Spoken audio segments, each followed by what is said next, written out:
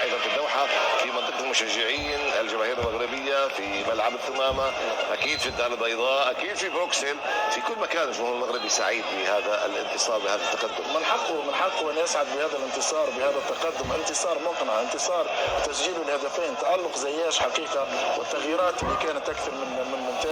أنه مدرب تكتيكي بامتياز.